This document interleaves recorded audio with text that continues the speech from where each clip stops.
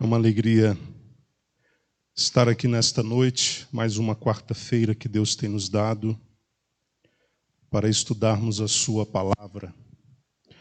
Nós temos estudado a carta de 1 Coríntios e hoje nós vamos estudar o capítulo de número 4. Antes de nós começarmos o estudo deste capítulo, eu gostaria de apresentar o Daverson e a sua esposa, Silvia. Não me esqueci o nome, a Silvia, eles estão ali. O Daverson tem acompanhado os estudos de 1 Coríntios pelo YouTube e ele disse que gostaria de estar aqui hoje para participar presencialmente. É uma alegria tê-lo juntamente com a sua esposa. Podemos dizer um amém bem forte pela vida dos nossos irmãos? Amém? Amém. Amém. Sejam muito bem-vindos, Deus abençoe. Meus queridos, como eu disse, nós vamos estudar o capítulo de número 4, mas eu gostaria, como sempre faço, de trazer aos irmãos uma rápida revisão do capítulo anterior, que foi o capítulo de número 3. No capítulo de número 3, os irmãos puderam acompanhar que Paulo expõe a sua dificuldade em se dirigir aos coríntios num nível mais elevado. E eu disse que o nível no qual Paulo gostaria de ter se dirigido a eles era no nível espiritual. Ele mesmo disse, não pude falar a vocês como a espirituais, ou como a pessoas espirituais. Capítulo 3, versículo 1, esta é a declaração que ele faz. Espirituais aqui representam aqueles completos, aqueles devidamente aperfeiçoados, aqueles devidamente amadurecidos.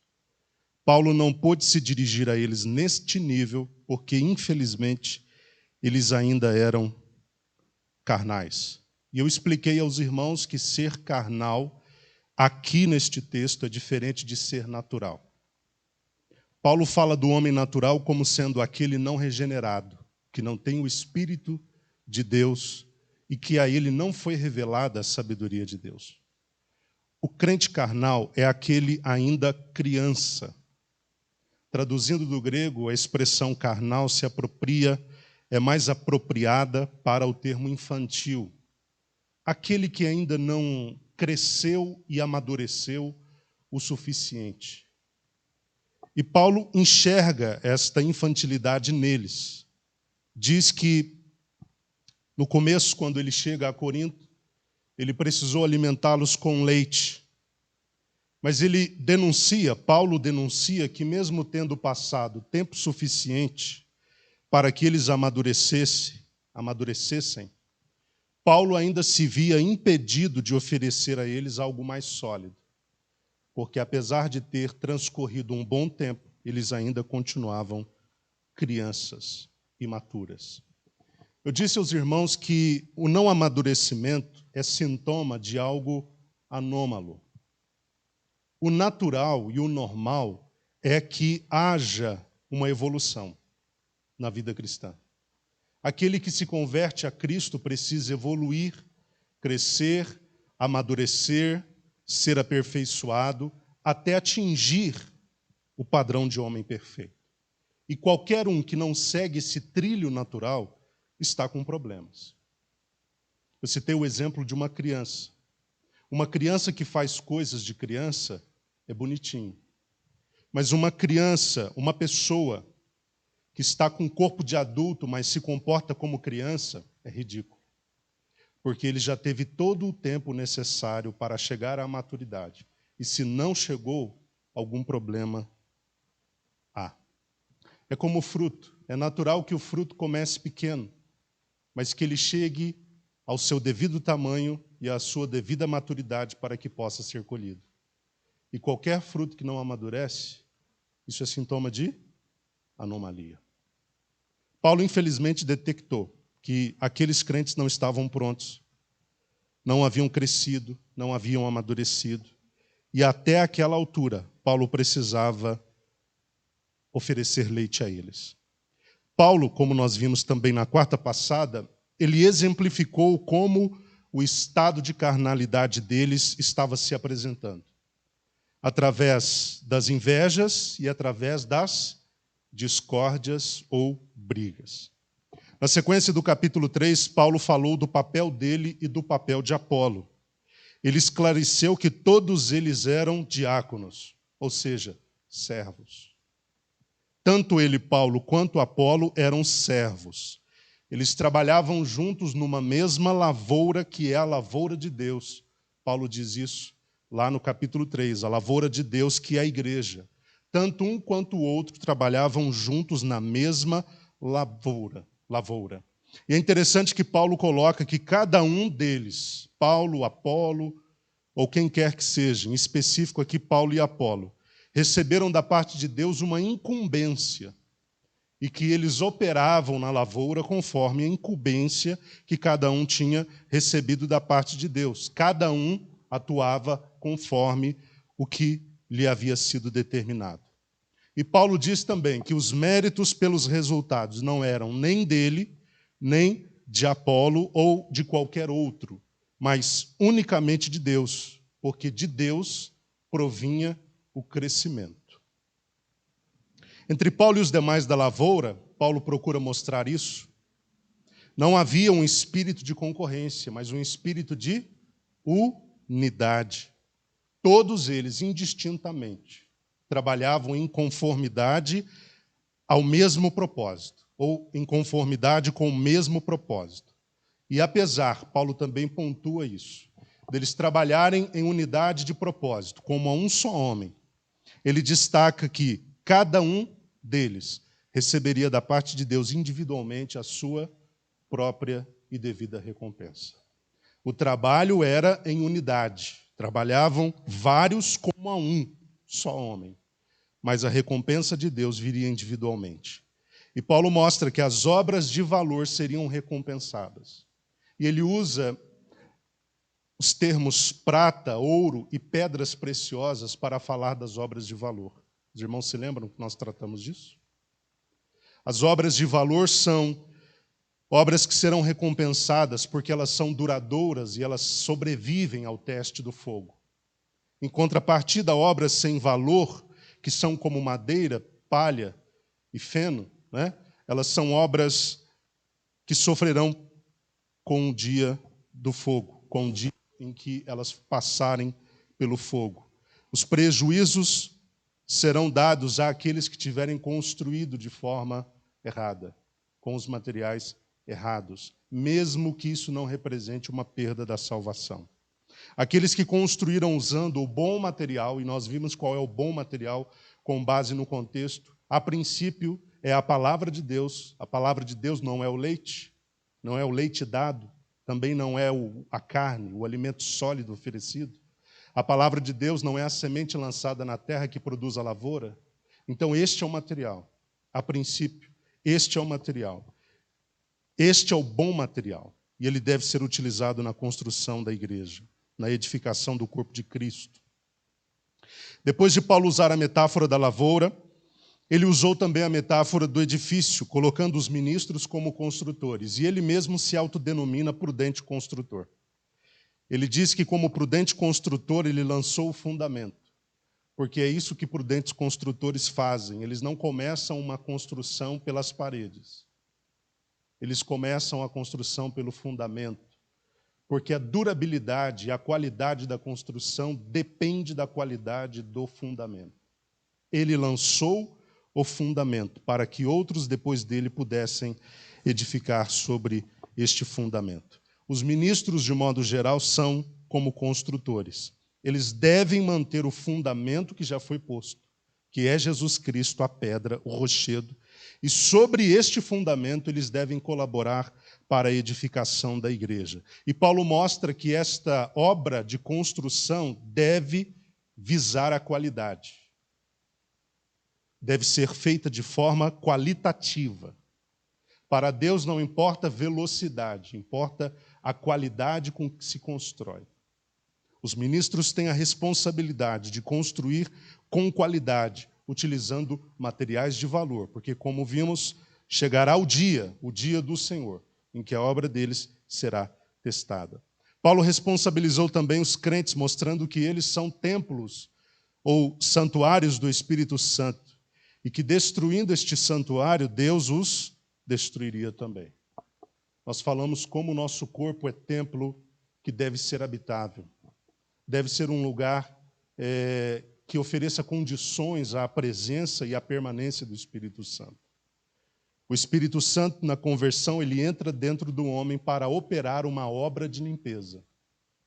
E quando ele entra dentro da casa, do coração do homem, é necessário que, junto ao trabalho do Espírito Santo, o homem se coloque à disposição para trabalhar com ele, para operar a obra de limpeza. Não é só o Espírito Santo, também não é só o homem, é o Espírito Santo somado ao homem. Agora, é um problema muito sério quando o Espírito Santo de um lado está querendo limpar e o homem do outro lado está querendo colocar lixo para dentro. O Espírito Santo, quando percebe essa indisposição em relação à santificação, ele se retira. Ele entra, mas ele pode sair. Finalizando o capítulo 3, nós vimos que Paulo fala da sabedoria deste mundo. E ele diz que, aos olhos de Deus, estas sabedorias são loucura.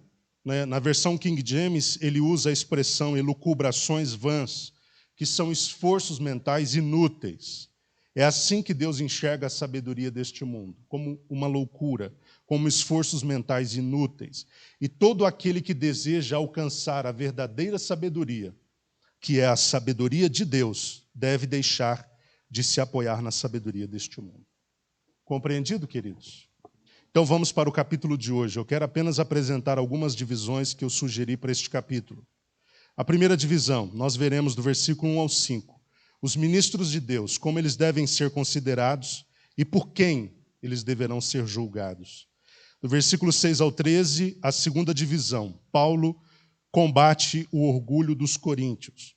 Do versículo 14 ao 17, a terceira divisão, o propósito de toda a admoestação paulina. E, finalmente, a última parte, dos versículos 18 a 21, a quarta divisão, o interesse de Paulo em visitar os coríntios. Vejamos, então, a primeira divisão, os ministros de Deus, como devem ser considerados e por quem deverão ser julgados. Versículo 1 ao versículo 5, acompanhem comigo, estou usando a versão King James.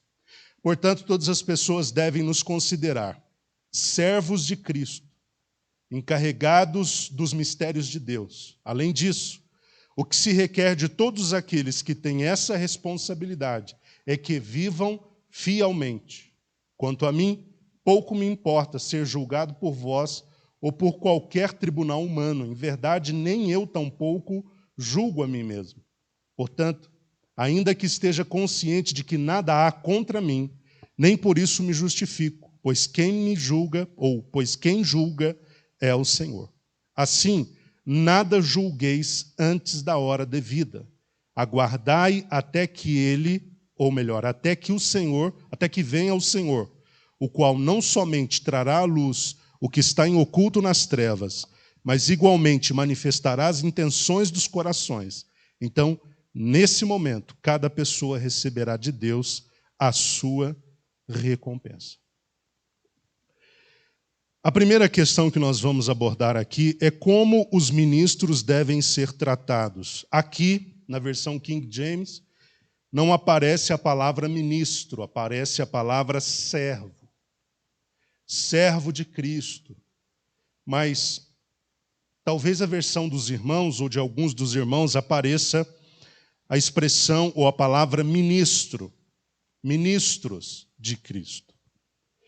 Paulo, então, começa dizendo que os ministros devem ser considerados como servos de Cristo, ou como ministros de Cristo.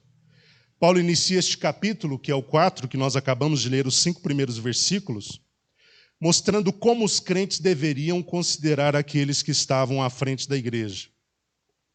E com isso ele queria não só esclarecer o papel de cada ministro, de cada servo, mas ao mesmo tempo desmitificar diante da igreja, ou aos olhos da igreja, mostrando qual era realmente a figura deles, qual era realmente a função deles.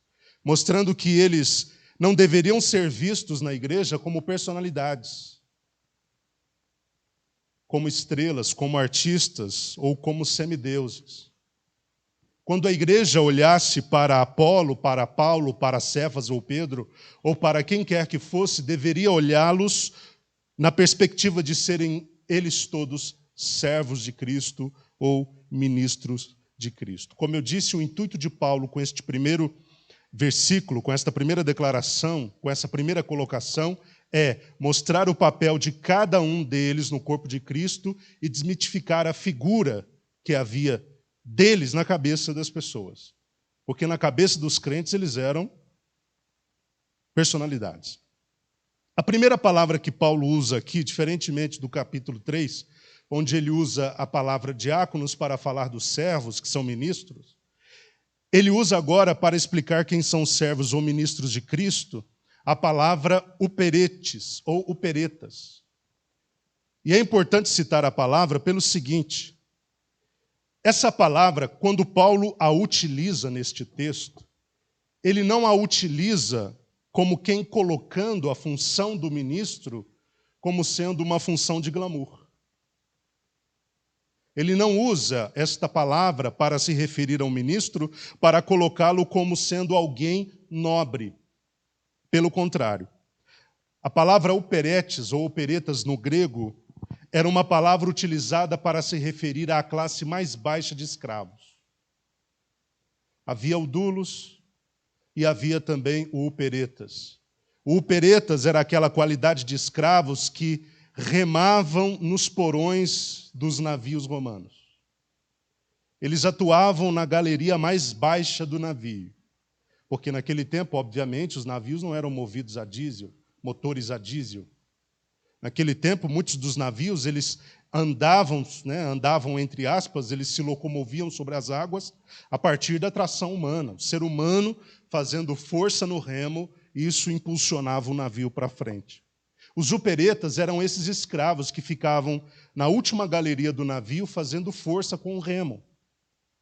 E muitos deles, todos eles eram escravos, mas muitos deles remavam até a morte. Historiadores dizem que o máximo que eles recebiam era pão, água e açoites. Então era uma classe de escravos sem direito, que trabalhavam debaixo de uma condição insalubre, o serviço era extenuante, e debaixo da chibata dos seus supervisores. Remavam até a morte. Quando Paulo usa este termo para falar dos ministros, ele está colocando os ministros não num pedestal, não sob holofotes, não num lugar de glamour, mas ele mostra que, em síntese, o trabalho daqueles que servem na igreja como ministros é servir de forma extenuante. É servir abrindo mão de direitos. É servir num trabalho pesado, num trabalho difícil e num trabalho que muitas das vezes é pouco reconhecido. Um trabalho cujo valor não aparece muitas das vezes porque boa parte desse trabalho se desenvolve longe dos olhos das pessoas. Então Paulo diz, olha, vocês devem ver aqueles que estão à frente como ministros, como operetas, como aquele escravo da mais baixa classe, que está nos porões do navio, remando para que ele não pare, e eles irão remar até a morte. Paulo mostra que eles também, além de servos ou ministros, são encarregados ou dispenseiros dos mistérios de Deus. No versículo 1 e no versículo 2 aparece essa expressão na versão de muitos dos irmãos aí. Na minha aparece encarregados, na versão dos irmãos provavelmente dispenseiros. O segundo termo que Paulo usa para qualificar os ministros é oikônomos. O oikônomos, que era o dispenseiro, era uma espécie de servo que podia ser livre ou escravo, que exercia a função administrativa, seja dentro de uma casa, seja dentro de uma fazenda. Era uma espécie de gerente, de administrador. Em relação àqueles que ele supervisionava, estava num posto de honra. Mas em relação a quem o comissionou para o trabalho, estava numa posição de subordinação. Assim como os ministros, posicionalmente falando, talvez estejam, em relação aos liderados, numa posição de maior confiança, mas em relação a Deus, estão na condição de subordinados. Eles têm a quem obedecer. Eles têm a quem prestar contas. Então, o oikonomos era essa pessoa a quem o proprietário da casa ou da fazenda entregava o controle das coisas. Ele fazia a gestão de pessoal e ele fazia também a gestão financeira. E ele geria, inclusive, ele administrava e cuidava da despensa da casa e da fazenda. Significa que ele cuidava dos alimentos. Vejam, a função do oikonomos não era prover alimento. A função do oikonomos era administrar o alimento que o dono proveu. Assim como a função do ministro não é providenciar alimento para a igreja, é só buscar o alimento para a igreja. Vocês estão me entendendo? Porque o alimento da igreja já foi providenciado pelo dono da igreja. O alimento para o povo de Deus já foi providenciado pelo próprio Deus. Então, o ministro, enquanto oikonomos, ele tem também o papel de administrar a despensa. Ele tem a chave. Ele tem o papel de acessar os mistérios de Deus e distribuí-los de modo balanceado à igreja. Os mistérios de Deus são uma referência ao próprio Evangelho. No contexto, é isso que significa. Os mistérios de Deus são o Evangelho. E cabe ao oikonomos, que é o ministro, administrar este Evangelho e dá-lo à igreja de forma controlada. Quando eu digo de forma controlada, não é privando a igreja de todo o conteúdo do Evangelho, mas é aplicando este conteúdo conforme a necessidade, o momento e as circunstâncias. Vocês estão me entendendo? Sem deixar nada do Evangelho para trás. Nós estudamos o livro de Atos dos Apóstolos, quando ele se reúne junto com os líderes da cidade de Éfeso, um dos orgulhos que ele tinha era de não ter deixado de apresentar nada daquilo que Deus tinha lhe dado no Evangelho. O orgulho do ministro deve ser o mesmo, apresentar todo o Evangelho, sem deixar nada para trás. E outra coisa, aquele que administra os mistérios de Deus não tem autonomia para alterar os mistérios de Deus. Assim como o ministro não pode alterar o fundamento sobre o qual a igreja é construída, ele não pode alterar os mistérios de Deus que são oferecidos através da palavra do Evangelho. E é muito perigoso quando o líder se sente na condição e na posição de alterar os mistérios de Deus para torná-los mais palatáveis. Existe comida que não é palatável, mas que é saudável. Tudo que é saudável é gostoso? Tudo que é saudável é saboroso? Sejam sinceros. Eu sempre falo do jiló. O jiló, para mim, não deveria ser comida, mas é. Ele é horrível, para mim, né? Para mim. Tem irmão me olhando assim, ó, cuidado aí. Para mim, é horrível. Mas tem os seus nutrientes, tem a sua validade. Sim ou não? Não é saboroso para mim, mas se eu comer, com certeza eu estarei sendo beneficiado pelos nutrientes. Existem coisas na palavra do Evangelho que as pessoas recebem e elas não absorvem com tranquilidade. Elas colocam aquela porção do Evangelho para dentro, meio que fazendo caretas. Mas apesar de não ser saboroso, muitas das vezes, toda a palavra do Evangelho traz vida, traz saúde, traz vida eterna, traz crescimento, traz amadurecimento. E o compromisso do ministro não é em tornar o Evangelho palatável, mas é em ministrá-lo todo à igreja, por mais que não seja palatável. Porque isso vai produzir vida, saúde, crescimento e amadurecimento. Ele não tem que se preocupar com a opinião das pessoas. Ele tem que se preocupar com a forma como Deus está vendo o seu trabalho. Porque todo ministro que se conduz com base na opinião alheia, ele falha para com Deus. Porque muitas das vezes a opinião das pessoas está completamente equivocada. Tem um ditado aí que diz que a voz do povo é a voz de Deus. Vocês já ouviram essa expressão?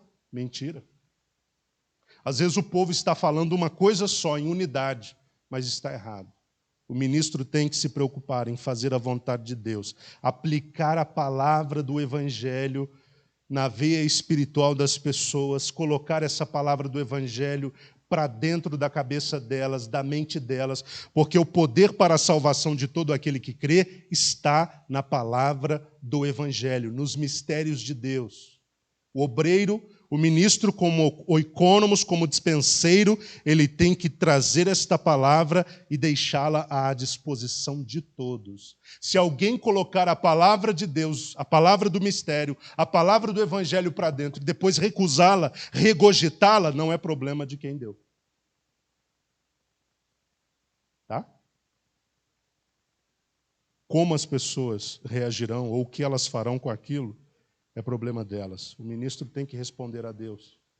Ele vai ter de responder a Deus e por isso ele deve ministrar toda a palavra, todo o mistério. Como dispenseiro, trazer tudo o que o Pai proveu e dar à igreja. No versículo 2, os irmãos perceberam que Paulo sublinha que de qualquer que seja o dispenseiro, Deus requer sempre a mesma coisa. O que Deus requer do dispenseiro? Que ele viva fielmente, ou que cada um se ache fiel. Fiel a quem? Fiel ao Senhor, aquele que o comissionou para aquele trabalho.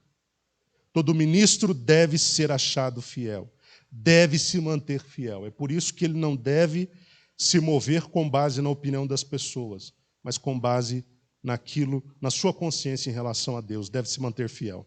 Dos versículos 3 ao 5, Paulo fala sobre o julgamento do trabalho do ministro, mostrando que o julgamento do trabalho do ministro cabe a Deus. Depois que Paulo explica quem são os ministros e de esclarecer qual é o papel desses ministros, Paulo procura esclarecer que o ministro não deve ser julgado pela igreja em relação ao seu trabalho. Porque o seu trabalho será julgado por Deus. O julgamento do trabalho do ministro caberá ao Senhor. E quando esse julgamento ocorrerá? No grande dia. 1 Coríntios 3:13, nós acabamos de falar na revisão. O julgamento do trabalho do ministro cabe a Deus e não à igreja. Ninguém além de Deus, conforme Paulo mostra no texto, ninguém além de Deus pode avaliar o trabalho de alguém com justiça. Por que só Deus pode julgar o trabalho do ministro? Porque só Deus conhece todas as nuances. Só Deus conhece todas as variáveis. E só Deus conhece toda a motivação. Quando o homem tenta julgar o outro, ele falha porque ele não detém o conhecimento pleno de todas as coisas. Porque o julgamento de Deus é justo e será justo para com os ministros? Porque Deus detém todas as informações. Ele sabe tudo o que se passa dentro do ministro, fora do ministro, no entorno do ministro. E por isso Paulo recomenda, olha, vocês não têm que se preocupar em julgar os ministros. Esse julgamento caberá a Deus. O importante é que Paulo, em sua consciência, ele diz isso no versículo 4, ele mostra que em sua consciência ele tinha certeza que nada pesava contra ele. Nada há contra mim. Eu não estou dizendo, estou parafraseando, eu não estou dizendo a vocês, crentes de Corinto, que vocês não devem julgar os ministros porque eu, enquanto ministro, devo algumas coisas. Não, pelo contrário. Eu não estou falando nem por mim mesmo, porque na minha consciência nada me acusa, nada há contra mim, não há nada que pesa contra o trabalho que eu estou fazendo. Enquanto ministro, eu estou com a minha consciência tranquila. E ele mostra também que quando julgado por qualquer que fosse o tribunal humano, ou sendo ele julgado por qualquer pessoa, Paulo sequer se justificava, mesmo estando certo da qualidade do seu trabalho como dispenseiro, mesmo estando prestando um trabalho com fidelidade, nem mesmo ele tentava se justificar diante das pessoas. Paulo não tentava se justificar diante de ninguém, porque ele sabia que quem julga é o final do versículo 4. Quem julga é o Senhor. Considerando que quem julga é Deus, quem julga é o Senhor, Paulo, então, recomenda e exorta os crentes a não julgarem. mas a fazerem o seguinte: esperarem até a vinda do Senhor. Versículo 5. Deveriam esperar até que ele viesse. Quando ele vier, trará à luz o que está em oculto nas trevas. E ele vai manifestar também as intenções do coração.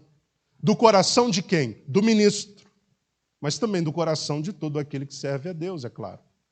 Vai manifestar a intenção do coração, a fim de recompensar as obras que forem dignas de recompensa. Então, Paulo recomenda, finalizando esse trecho, desta forma, finalizando essa sessão. Vamos esperar até que o Senhor venha. Não julgueis antes da hora devida. Aguardai até que o Senhor venha. Ele, quando vier, não somente trará à luz todas as coisas que estão ocultas nas trevas, mas ele vai manifestar também as intenções do coração e vai dar o devido julgamento à devida pessoa. A segunda seção, ou divisão, versículos 6 ao 13, Paulo combate o orgulho dos coríntios. Vamos ler esse trecho. Irmãos, apliquei estas verdades a mim e a Apolo por amor de vós, para que por nosso intermédio aprendais a não ir além daquilo que está escrito, de maneira que nenhum de vós se encha de orgulho a favor de um contra o outro. Pois quem é que te faz destacado em relação aos demais? E o que tens que não tenhas recebido? E se o recebeste, então qual o motivo do teu orgulho, como se não o tiveras ganho? Já tendes tudo o que desejais, já estáis ricos, conseguistes vos tornar reis, e isso sem vós. Quisera muito que verdadeiramente reinasseis, para que também nós reinássemos convosco. Portanto, a mim, parece que Deus nos colocou a nós, os apóstolos, em último lugar, como condenados à morte, pois viemos a ser como um espetáculo para o mundo, tanto diante de anjos como dos seres humanos. Nós somos loucos por causa de Cristo, todavia vós sois sábios em Cristo. Nós somos os fracos por causa de Cristo, mas vós os fortes. Vós sois respeitados, contudo nós somos desprezados. Até hoje estamos passando fome, sede e necessidade de roupas. Somos afrontados e esbofeteados e não temos morada certa. Nós afadigamos de trabalhar arduamente com as próprias mãos. Quando somos ofendidos, abençoamos. Quando somos perseguidos, não revidamos. Quando caluniados, respondemos fraternalmente. Até esse momento, somos considerados a escória da humanidade, o lixo do mundo. Primeira coisa que Paulo faz aqui nesse trecho, nessa divisão, é mostrar que os coríntios não deveriam ir além das Escrituras. Paulo disse que aplicou estas verdades, a minha versão usa essa expressão, apliquei essas verdades, e algumas versões traz, estas coisas apliquei por semelhança. A ele e a Apolo por amor aos coríntios. O que Paulo quer dizer exatamente sobre isso? Quando ele diz que aplicou estas coisas, ou aplicou estas coisas por semelhança, ou aplicou essas verdades.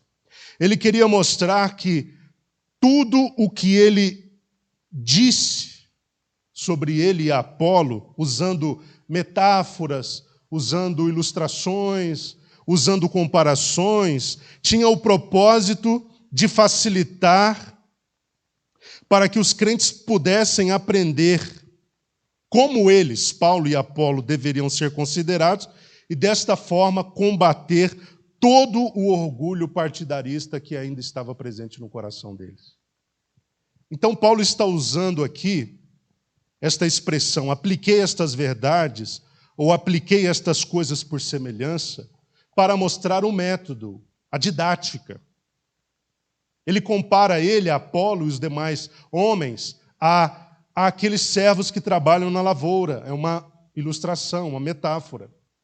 Ele compara ele e os demais a construtores, é uma metáfora. Então Paulo está dizendo, esta foi a forma didática que eu encontrei para mostrar a vocês qual é o papel de cada um de nós que estamos à frente da igreja.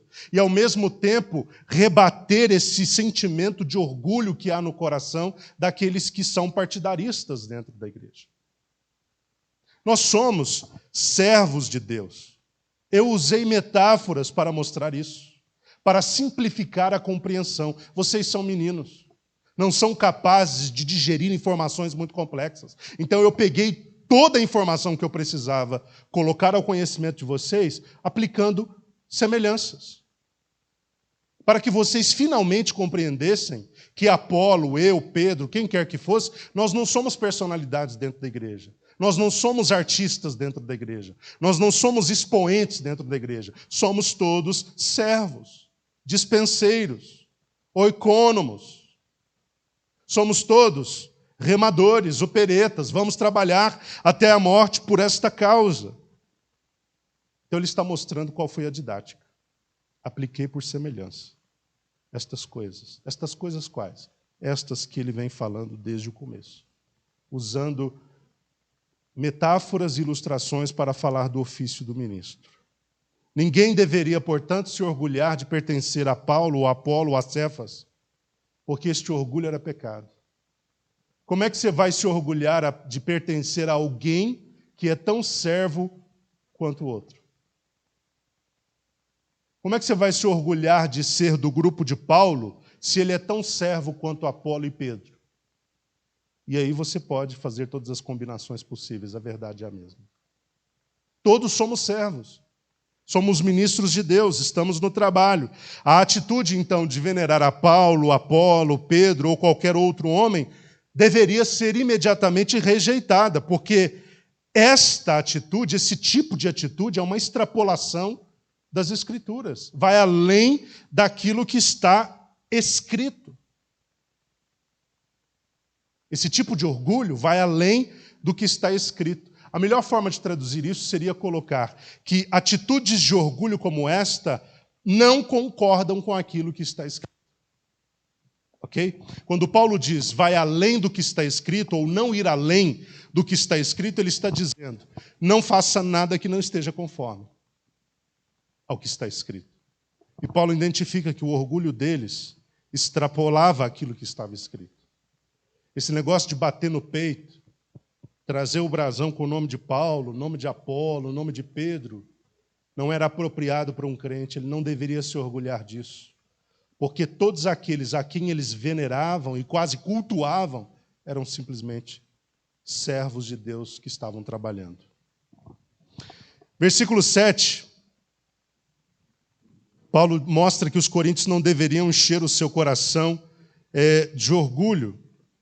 Dando sequência, então, no versículo 7, ele faz algumas perguntas para continuar desferindo golpes contra o orgulho dos coríntios, ou daqueles que moravam em Corinto. Porque eles se orgulhavam de muitas coisas, o coração estava cheio de orgulho. A primeira pergunta que Paulo faz é esta: quem te fez destacado em relação aos demais? Versículo 8. Não, versículo 7, desculpe. A primeira pergunta: quem te fez destacado em relação aos demais? Nós já vimos aqui, desde o começo do estudo, que haviam crentes dentro da igreja que se orgulhavam de pertencer a determinados partidos. Então Paulo pergunta, quem te fez destacado entre os demais? Traduzindo, seguir a Paulo, a Pedro ou a Apolo colocava qual grupo em destaque? Qual grupo era colocado numa posição superior quando optava por seguir a Paulo, a Pedro ou a Apolo? A resposta é: nenhum. Nenhum grupo era colocado em posição de superioridade por seguir a Paulo, a Pedro ou a Apolo.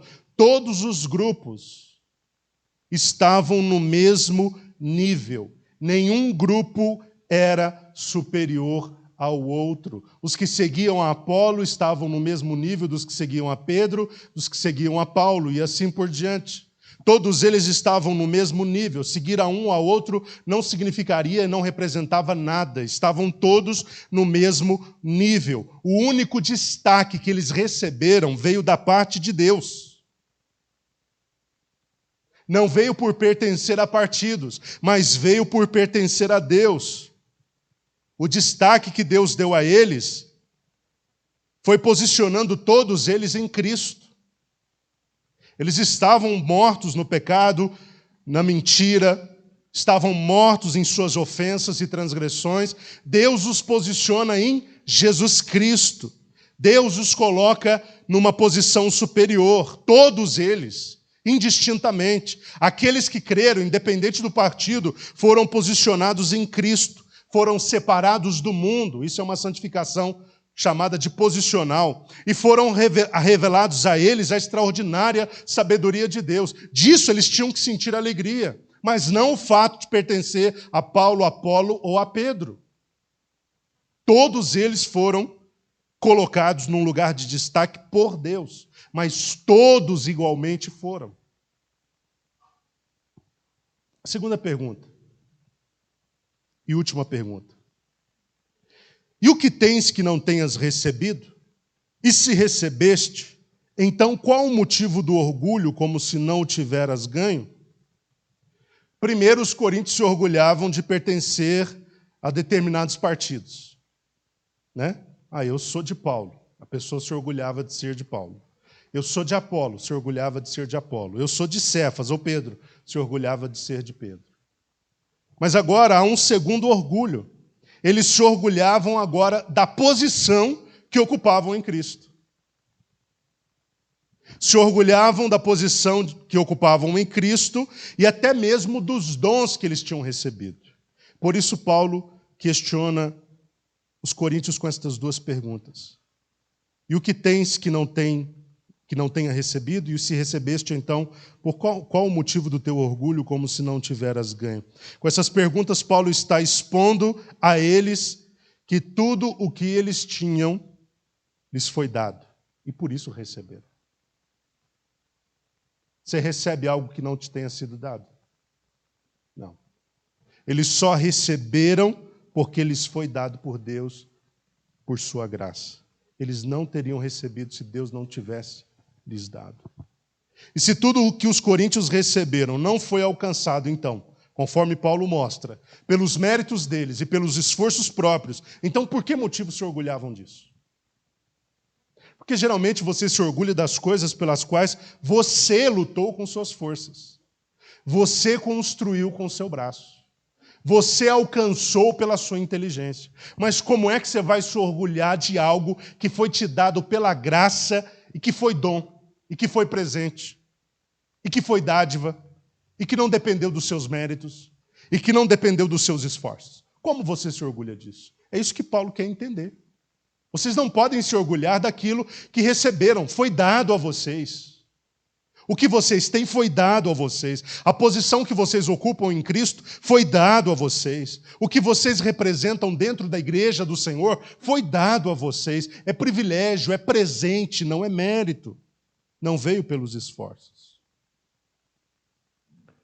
Agora, do versículo 8 ao 13, Paulo faz um comparativo entre o orgulho dos coríntios e os sofrimentos dos apóstolos.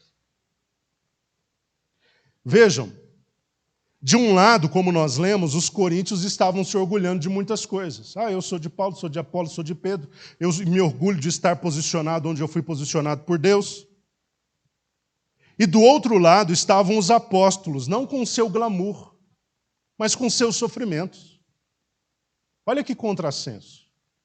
De um lado, uma igreja se orgulhando da posição, se orgulhando do pertencimento, mas do outro lado, aqueles que colaboraram para a fundação, para o início, para a fundação da igreja, estavam sofrendo. Paulo, ironicamente, vocês sabem que recurso é esse, né, da ironia? Todo mundo sabe o que é ironia? É quando você diz uma coisa querendo dizer outra. Uma criança chega para você e diz: eu sou o menino mais forte do mundo. Você diz: meu filho, você é o mais forte do mundo. Você está dizendo o quê? Não, você não é, mas não vou te falar que você não é. A ironia é um recurso que você usa para apresentar algumas verdades para as pessoas. Paulo, ironicamente, no versículo 8, diz que eles já tinham o que desejavam. Vocês já têm o que vocês desejam. Já tendes tudo o que desejais. Diz também que eles se sentiam ricos. Já estáis ricos. E diz que eles se viam como reis. Conseguistes vos tornar reis. Por que Paulo está agindo de forma irônica com eles? Porque no coração deles, eles estavam envaidecidos, irmãos. Eles não eram só orgulhosos. Não havia no coração daquele povo só o orgulho, mas também a vaidade, a autossuficiência. Eles se sentiam plenamente satisfeitos e realizados com seus feitos, com sua capacidade cognitiva, com os seus dons, com sua posição em Cristo, com suas realizações. Muitos na igreja de Corinto eram triunfalistas, acreditavam que todo o reinado se deve acontecer em vida e que deveriam sempre estar em proeminência. Eles não enxergavam que o reino de Cristo, na verdade, ainda estava sendo construído e ele seria culminado com a presença do próprio Cristo, que sobre ele, ou sobre este reino, exerceria o seu domínio. E enquanto esse rei não viesse para efetivamente implementar na terra o seu reino, eles deveriam buscá-lo com humildade. Mas não, eles se sentiam grandes, opulentos, poderosos. Eles não sofriam de baixa autoestima, né? Pelo contrário, a autoestima deles era elevada até demais. Mas eles se apoiavam nisso, se apoiavam no sucesso financeiro. Muitos deles eram bem-sucedidos financeiramente. Se apoiavam na sabedoria que tinham conquistado, porque a cidade de Corinto era como a cidade de Atenas. Supervalorizava o conhecimento, a filosofia. Então Paulo diz, olha, então vocês já estão ricos, já conseguiram tudo o que vocês queriam, vocês até já reinam. Paulo está, na verdade, censurando esse comportamento autossuficiente deles. Paulo não está dizendo que a riqueza aqui é pecado, que exercer posições de domínio no mundo é pecado para o crente. Não, pelo contrário. Paulo está recriminando aquele sentimento de se apoiar nestas coisas. Como a sabedoria deste mundo não é problema.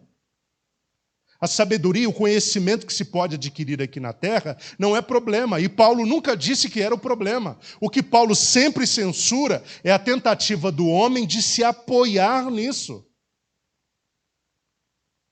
Exercer posição de liderança, de domínio, ser rei, ter dinheiro, ser destacado entre todos, esse não é o problema. Ter o que se deseja não é o problema. O problema é quando o coração está apoiado nessas coisas. Em contrapartida a essa visão triunfalista, né, e autossuficiente daqueles crentes, Paulo fala dele e dos demais apóstolos, dizendo que eles não estavam experimentando essa realidade. Versículo 9. A mim parece que Deus nos colocou a nós, os apóstolos, em que lugar, meus irmãos? Em último lugar. Como condenados à morte, pois viemos a ser como espetáculo para o mundo, tanto diante dos anjos como diante dos seres humanos. É como se ele dissesse, nós não estamos experimentando essa realidade toda de vocês. De um lado, vocês estão triunfando, conquistando, alcançando, se apoderando de tudo. Vocês estão reinando, estão ricos, estão fartos. E do outro lado, eu e os demais apóstolos, nós só estamos experimentando a realidade do sofrimento. Nós fomos colocados em último lugar, fomos condenados à morte e servimos de espetáculo, não só para o mundo natural, como para o mundo angélico. Olha o sentimento que está no coração de Paulo. A palavra espetáculo aqui é a palavra de onde origina teatro, que é onde ocorre espetáculos.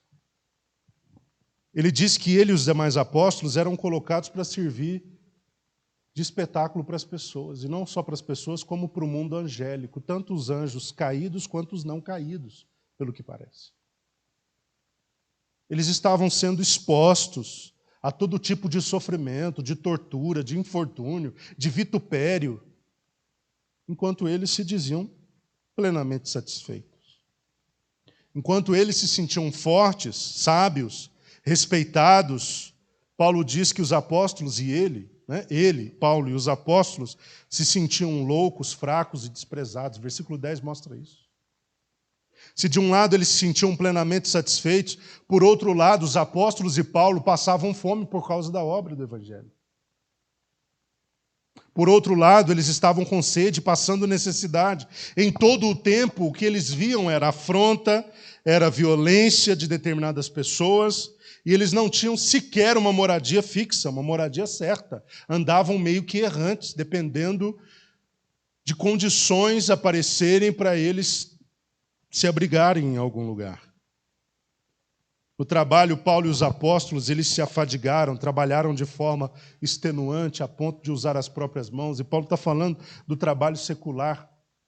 Ele teve várias vezes de trabalhar secularmente para dar prosseguimento à obra da pregação do Evangelho. Ele não pôde, em muitos momentos, se dedicar exclusivamente a esse trabalho. Ele teve que colocar a mão na massa, teve que trabalhar secularmente. Em relação ao próprio trabalho do reino de Deus, ele teve que envolver e empenhar todas as suas forças para aquilo.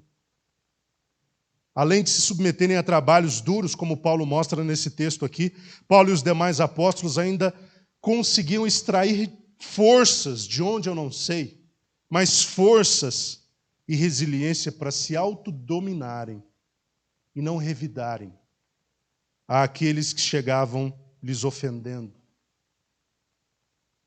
É por isso que ele diz, quando nós somos ofendidos, abençoamos. Quando perseguidos, não revidamos. Quando caluniados, respondemos fraternalmente. Até esse momento, somos considerados a escória da humanidade, o lixo do mundo.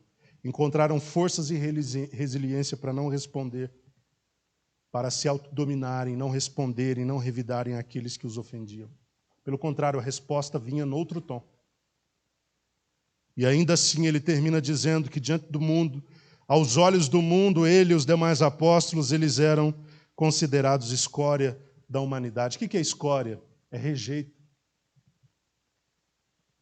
Tá? Rejeito é o que não serve para absolutamente nada, é o que não presta para nada, é inútil.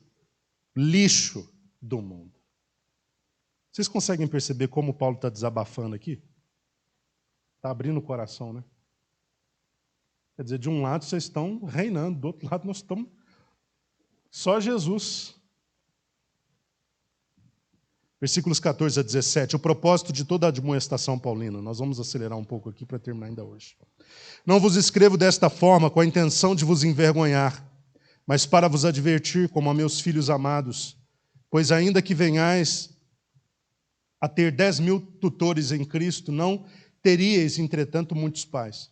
Porquanto em Cristo Jesus eu mesmo o gerei por intermédio do Evangelho. Sendo assim, suplico-vos que sejam meus imitadores. Por esse motivo vos estou enviando Timóteo, meu filho amado e fiel no Senhor, o qual vos trará lembrança ao modo como vivo em Cristo Jesus, em conformidade com o que eu ensino por toda parte em todas as igrejas. Paulo fala qual foi o propósito, com que propósito ele desferiu toda essa admoestação. O propósito foi admoestá-los como a filhos. Versículo 14. Admoestá-los como a filhos. Nessa última sessão, nessa penúltima sessão, os irmãos percebem que há uma diminuição considerável no tom usado por Paulo. Até o momento ele está desferindo socos e golpes, não é? E açoites nas costas dos coríntios. Mas agora ele diminui um pouco o tom, explicando que a forma como ele se dirigiu a eles equiparava-se à forma como um pai que ama o seu filho se dirige a este filho. Eu estou falando a vocês como um pai. Não vos escrevo com a intenção de vos envergonhar, mas para vos advertir como a filhos amados. Eu estou fazendo com vocês como um pai faz com um filho que ele ama. A intenção não é expor vocês à vergonha, mas é adverti-los, alertá-los, abrir os olhos de vocês. Os coríntios poderiam, como o próprio Paulo diz no versículo 15, ter muitos tutores. Tutor aqui, a palavra tutor aqui era usada para uma espécie de escravo que era responsável pelos filhos do seu senhor até que eles adquirissem a maioridade. Eram supervisores de crianças, supervisores de filhos. Ele disse: vocês podem ter vários tutores, que são estes responsáveis por cuidar das crianças até que elas amadurecessem. Mas pai, Paulo gostaria que eles entendessem que eles tinham apenas um. Ele, Paulo. Isto é, Paulo foi quem o gerou por intermédio da palavra do Evangelho. Não é isso que ele diz no versículo 15? Vocês podem ter vários tutores, mas eu gerei vocês pela palavra do Evangelho, ou por intermédio da palavra do Evangelho. E por isso eles deveriam dar a Paulo toda a atenção que um pai merece. Estavam sendo advertidos? Sim, estavam. Estavam sendo açoitados com as palavras duras de Paulo? Sim, estavam. Mas deveriam respeitar a autoridade de Paulo como a autoridade de um pai sobre eles. Vocês podem ter muitos tutores, mas pai vocês têm a mim, porque eu gerei vocês por intermédio da palavra do Evangelho. Como filhos espirituais de Paulo, no versículo 16, eles deveriam seguir o exemplo de Paulo, eles são encorajados a segui-lo, a imitá-lo, a copiá-lo. E eu diria que poucos líderes têm a autoridade e a capacidade de dizer: faço o que eu digo e faço o que eu faço. Paulo está matando a bola no peito e dizendo: se vocês me imitarem, vocês farão tudo o que eu espero que vocês façam. Sigam o meu exemplo. Suplico-vos, olha a expressão, a palavra, suplico-vos, que sejam meus imitadores. Façam exatamente como eu faço. Imitem o meu comportamento, copiem, dá um Ctrl+C e um Ctrl+V, usando a linguagem da informática hoje. Dá um Ctrl+C e um Ctrl+V no meu comportamento. Imite, me copie naquilo que eu estou fazendo. Paulo é pai. A ilustração que ele está usando aqui é de paternidade. Ele é pai daquela igreja. Ele está se dirigindo como a filhos. Então, na condição de pai, ele está dizendo: eu sou o pai que gerou vocês, então simplesmente me imitem. Sigam o meu exemplo. Não é esse que o pai representa para o filho, um exemplo? Por mais que o pai não queira, não é isso que o filho enxerga no pai, um modelo? Então, Paulo está se colocando assim. Versículo 17, para relembrá-los do seu modo de vida, de como ele, Paulo, costumava se conduzir e se portar, ele informa que estaria enviando o seu discípulo, chamado Timóteo, e ele disse que tratava-se de um filho, e que, na verdade, era um outro filho. Assim como aqueles crentes da igreja de Corinto eram filhos, Timóteo era um outro filho. E ele diz que amado e fiel. Timóteo iria para aquela igreja para relembrá-los do modo de vida de Paulo. Porque Paulo não estava lá, os irmãos sabem disso. Nós estamos tratando. Paulo não estava lá quando escreveu a carta. Ele já tinha saído de lá uns 5 ou 6 anos. Há 5 ou 6 anos ninguém via Paulo. Por isso ele quer enviar Timóteo, para que eles relembrassem o modo de ser de Paulo, para que pudessem copiar. Agora, versículo 18 ao 21, para fecharmos nesta noite a última divisão.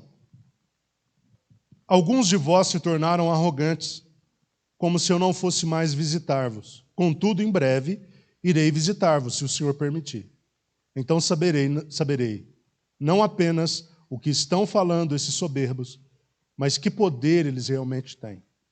Pois o reino de Deus não consiste em palavras, mas de poder. O que preferis? Devo ir visitar-vos com a vara da disciplina ou com amor e espírito de mansidão? Então, nessa última divisão, nós temos Paulo revelando o seu interesse em visitar aquela igreja, aqueles crentes novamente. Ele diz que havia dentro daquela igreja alguns arrogantes ou alguns soberbos. E sabe o que eles estavam fazendo?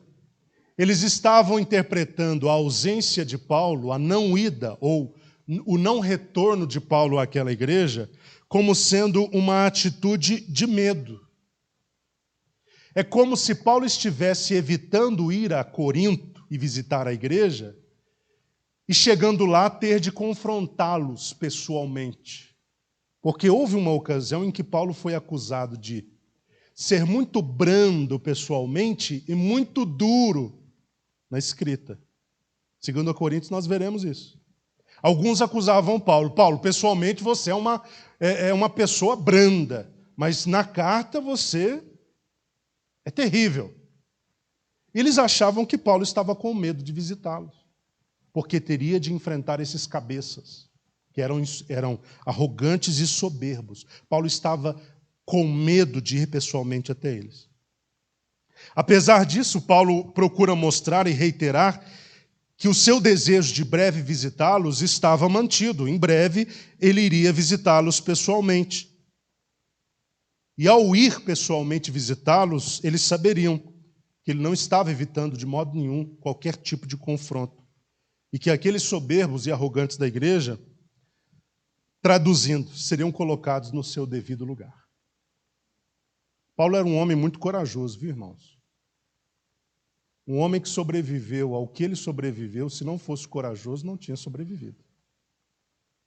Então, esses homens que estavam afrontando Paulo, chamando ele de, nas entrelinhas de medroso, você não quer nos confrontar pessoalmente, você é poderoso demais à distância, mas pessoalmente você não é ninguém, eles não sabiam com quem eles estavam falando. Porque o apóstolo Paulo era um homem de muita coragem, ele era um homem de muita fibra. Paulo sabia dosar a brandura com a rigidez. Brando quando necessário, rígido quando necessário. E ele não iria poupar esforços em estar pessoalmente para confrontar esses homens. No versículo 20 nós vemos que estes homens, eles eram muito bons nas palavras. Só que Paulo diz, o reino de Deus não consiste em palavras, mas em poder. Sabe aquele grupo de cabeças da igreja que acham que tem a solução para os problemas do mundo e que ninguém está fazendo o certo? Paulo não está fazendo certo, Apolo não está, Pedro não está, ninguém está. Está tudo errado aqui, tudo precisa mudar, está tudo fora do eixo. Esse tipo de gente, quando vem com esse discurso, você pode se afastar. Porque é gente que só tem palavra. Fala muito, conversa demais, tem a solução para o mundo inteiro. Mas se você confiar qualquer responsabilidade a eles, eles não saem do lugar. Porque as pessoas têm facilidade em falar que tem a solução. Mas quando se veem diante da oportunidade de implementar qualquer solução, elas não conseguem. Porque há um abismo entre falar e fazer. Um abismo. Esses homens falavam demais, sabe? Apontavam erros demais, falavam de Paulo demais. Acusavam Paulo de muita coisa. Eram falastrões, mas não tinham poder. E o reino de Deus se baseia não é em palavras, não é em discurso. O reino de Deus se baseia em poder. É como se Paulo dissesse, o que eles estão fazendo de efetivo? Falando, eles estão demais, mas me mostra os resultados, o poder, me mostra o que Deus está fazendo através da vida deles. Nada. E finalizando, Paulo deu aos coríntios a opção, veja como Paulo diz, hein? Ele deu aos coríntios a opção de escolherem como ele deveria ir até eles. Vocês querem que eu vá a vocês com vara ou com amor e espírito de mansidão? A palavra vara aqui é para representar o quê? Disciplina, rigor. Como é que vocês querem? Que face de Paulo vocês querem ver? A face do Paulo que chega com vara ou a face do Paulo que chega com amor e mansidão? Vocês querem encontrar Paulo com que espírito? Olha só como é que Paulo está. Né? Está por aqui, com aquela situação.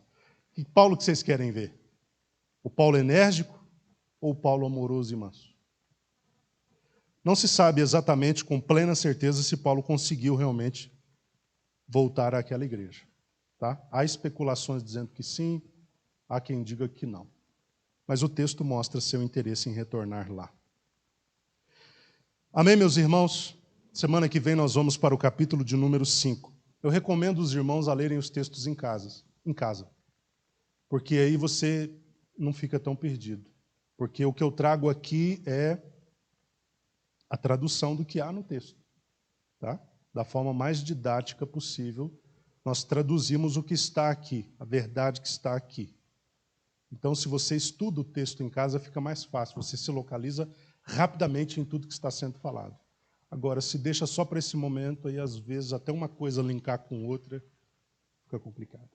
Mas que Deus abençoe cada um dos irmãos em nome de Jesus.